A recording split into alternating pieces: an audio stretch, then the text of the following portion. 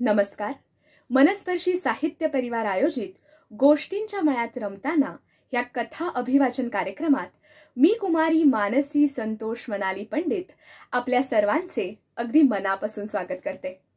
रसिक हो, आज दिवाळी आणि दिवाळीचा सगळ्यात खास दिवस म्हणजे भाऊबीज. सर्वांना दीपावलीच्या हार्दिक शुभेच्छा.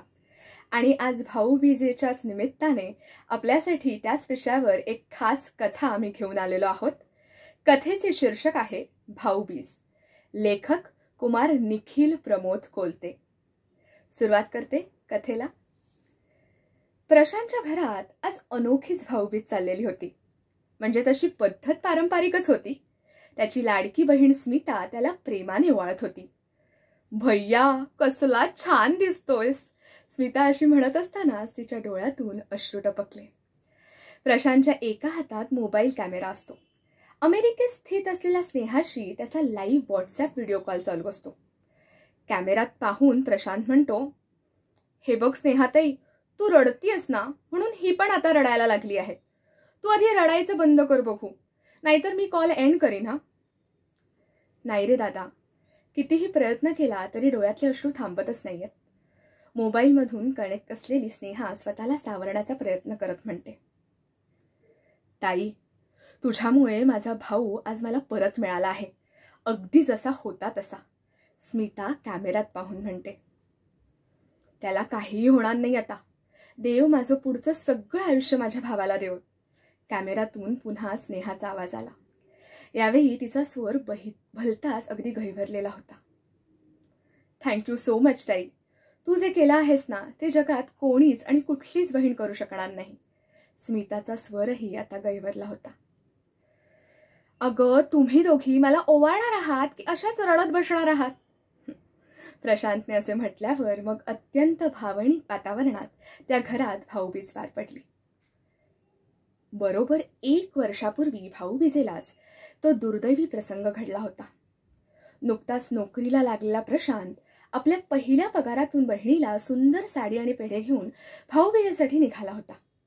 त्या दिवशी तो भलताच खुशीत होता. आज आपण स्वतःच्या पायावर उभे राहू शकलो ते केवळ आणि केवळ स्मिताताईमुळेच. तिने आपल्याला आधार दिला. शिक्षणात कोणतीही गोष्ट कमी पडू दिली नाही. आपण फक्त इंजिनिअरिंगचा अभ्यास करत होतो, परंतु ताई तर माझे संपूर्ण व्यक्तिमत्वच घडवत होती. अगदी मुलाप्रमाणे तिने माझा सांभाळ केलाय. आता उर्वरित आयुष्य तिला काही कमी पडू देणार नाही ना, ह्या जबाबदारीत मला घालवायचं आहे.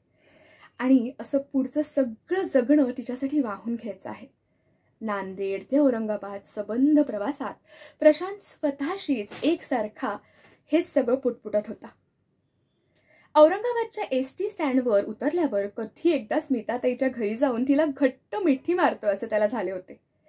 त्याची स्पंदने आता जोरजोराने धावायला लागली होती. प्रशांत गाडीतून खाली उतरून रिक्षा शोधू लागला. तेवढ्यात त्याला एक चित्र दिसले. एका चित्रपटात शोभावा तसाच अगदी प्रसंग घडत होता. खरेदी उरकून स्वतःच्या कारकडे एक मुलगी चालली होती. ती दिसायला अतिशय सुंदर होती. उच्च शिक्षित आणि मोठ्या घरातली दिसत होती. ती आपल्या कारचा दरवाजा उघडणार तोच मागून एक तरुण तिच्या अंगावर धावून आला. त्याच्या हातात ऍसिडची भली मोठी बाटली होती आणि डोक्यात प्रचंड राग होता. त्याला पाहताच ती प्रचंड घाबरली. बहुतेक ती त्याला ओळखत होती. नाव I am getting engaged, you just get out of my life, असे ओरडून ती त्याला सांगत होती. अगर तुम मेरी नहीं हो सकती तो और किसी की नहीं हो सकती, और मैं ये होने ना दूंगा. तुम्हें बर्बाद कर दूंगा. किसी को मुंह दिखाने लायक नहीं रहेगी, असं तो तिला द्वेषाने उसळून बोलत होता. एकूणच काय तर मामला एकतर्फी प्रेमाचा दिसत होता, परंतु त्या तरुणीचा जीव धोक्यात दिसत होता. तो माथे फिरू कोणत्याही क्षणी तिच्या तोंडावर ती ऍसिडची बाटली रिकामी करणार होता. परंतु सगळे लोक सिनेमासारखे पाहत होते. त्या तरुणीला मदत करायला पुढे कोणीच धजावत नव्हते. प्रशांत देखील हे सगळं पाहत होता.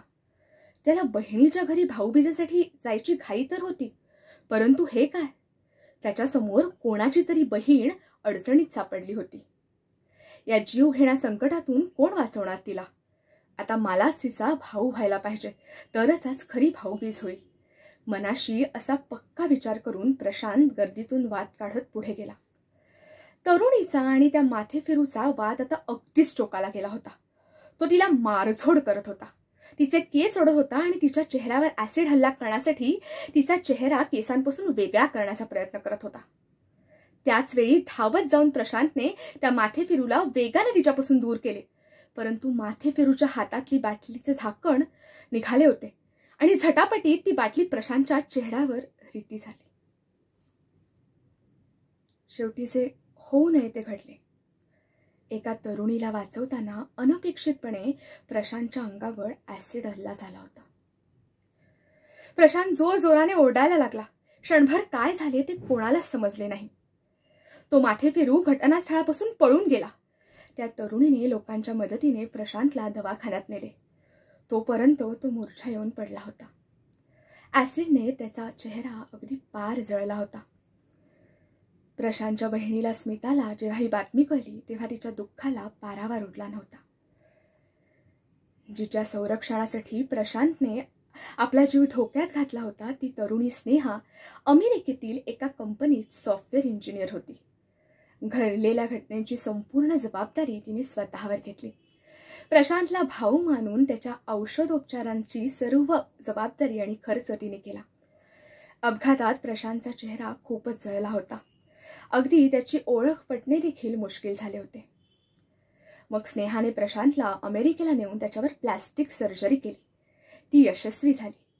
प्रशांत आता पूर्वीसारखा नाही, परंतु आनंदाने सामान्य जीवन जगू लागला होता. लहानपणापासून स्मिताताईने त्याच्यावर भरपूर माया करून आधार देऊन त्याला स्वतःच्या पायावर उभे केले होते. तर आता भाऊबीजेच्या निमित्ताने त्याला स्नेहाच्या रूपाने आणखीन एक माया प्रेम देणारी बहीण भेटली होती.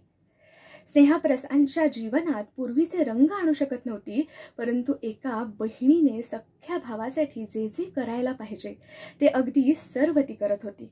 त्यामुळे प्रशांतच्या भाऊबीजेचा आनंद आता दुप्पट झाला होता. तर रसिको हो, ही होती आपली भाऊबीज विशेष कथा. तुम्हाला ही कथा कशी वाटली ते नक्की आम्हाला कमेंट सेक्शनमध्ये कळवा आणि आपल्या मनस्पर्शी साहित्य परिवाराच्या यूट्यूब चॅनलला सबस्क्राईब करा, म्हणजे तुम्ही आणखीन कथाभिवाचनाचे वेगवेगळ्या मुलाखतींचे व्हिडिओ आपल्या ह्या चॅनलवर बघू शकता. धन्यवाद.